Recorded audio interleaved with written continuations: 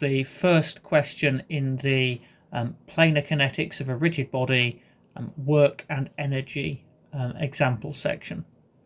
So in this topic, we're taking everything we thought about in terms of particle kinetics, in terms of work and energy. All of those same rules apply. So you've still got forces being applied over distances doing some work. The different bits, the new bits here, and when we're thinking about kinetic energy, skipping this, moving across this example a little bit, when we're thinking about kinetic energy, and we were thinking about, we had some kinetic energy at the start, and we did some kinetic energy between the start and the end, and we came out with a new kinetic energy. That relationship holds true. But the new bit is that our kinetic energy is now, well, for a particle, it was a half mv squared. And that's still true.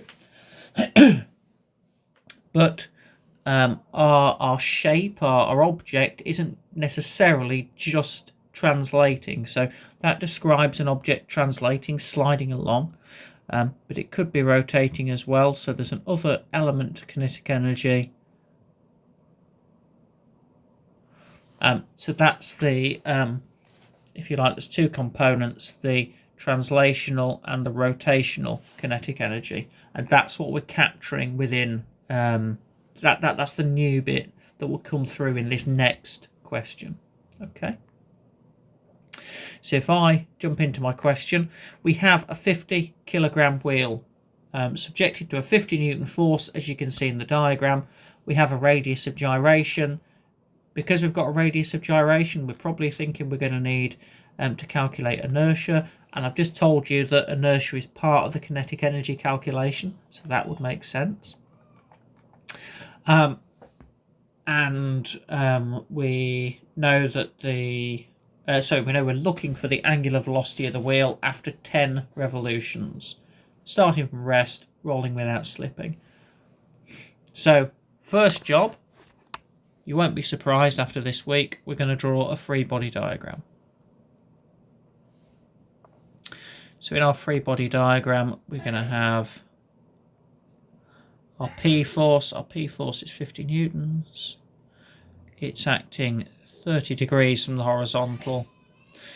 We've got our weight acting downwards. Our weight is going to be 50 times by 9.81. We've got... if the wheel's turning clockwise, friction's going to be going that way, so there's a force of friction and a normal force, a contact force with the ground. And the thing I've missed the radius which is given to us. So with all of that information, we've got a fully formed free body diagram. So I can say, okay, well, I know that T1 plus the sum of any work done between the start and the end is going to equal T2, my new kinetic energy. T1, well, we're told it starts from rest. So T1 is 0. The work done, well, the work done we're going to have to work out. No pun intended. So let me say for that bit, I'm going to take that. And I'm going to come off down here. So our work done between the start and the end is going to equal our forces that do work. I don't know why I've done that lowercase. Times by the distance. Or over a distance. Now in this case, that's going to be the integral of P. Now, the force that's doing work here is not the whole of the push force, the whole of the 50 newtons. It's only the bit that's moving it forward. The bit that's pushing it into the ground isn't doing any work, so it's not moving into the ground. So the only component of the force we need is our x component. So 50 cos 30, which is Fx. So we're going to have P, sorry, I've called it Fx, I'll call it Px because it's a P force, isn't it? So P cos 30 dr, which is 50 cos 30. And in terms of how far it's travelling, well, it's travelling 10 revolutions and the circumference of a circle is 2 pi r, so times 2 times pi times by the radius 0.4 times all of that together. So we've got piece I've just drawn in brackets, that's my push force, and the piece I've just drawn in brackets, that in those second set of brackets, that's the distance, 10 revolutions of the wheel. If you calculate that, that will come out at 1088 Newton meters.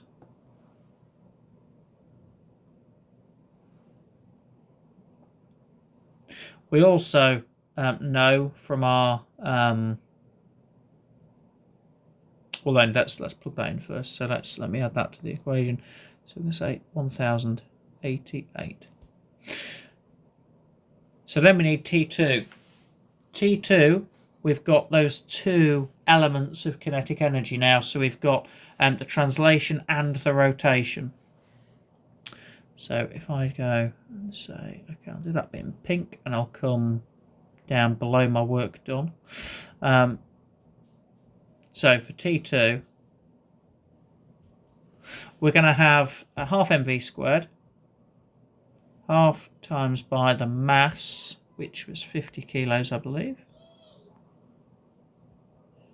times by v squared,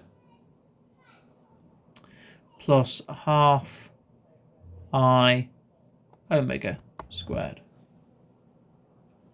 So there we've got we've got several things we don't know. We can calculate I. So again, let me say, okay, I. How do I calculate I? Well, I equals mk squared,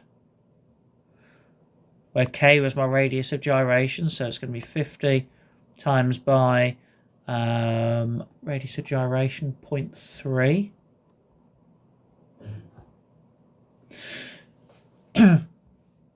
I haven't got a number for that on its own, but I'll plug that in a minute. So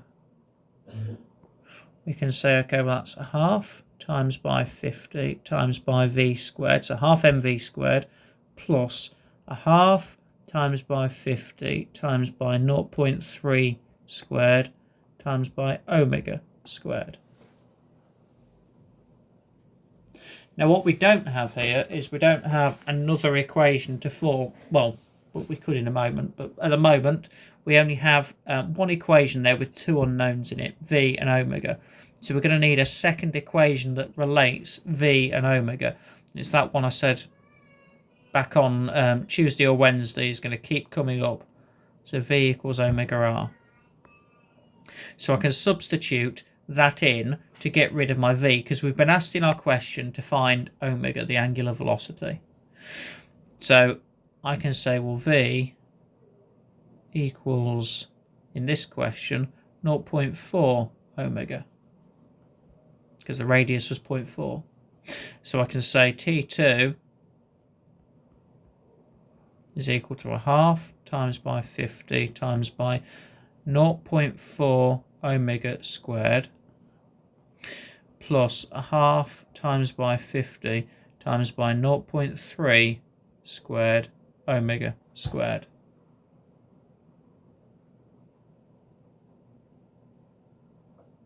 The one thing I've done wrong there is put my squared in the brackets, because that 0.4 and the omega should both be squared. So if I were to multiply all that out, I can plug that into my calculator, and that's going to equal 6.25 omega squared. And I can then take that and I can place it back into my original equation. So I can say 6.25 omega squared. And now the only thing we don't know in that purple equation is omega, so I can rearrange and say omega is equal to 1088 over 6.25, all square rooted, which is going to be 13.2 radians per second.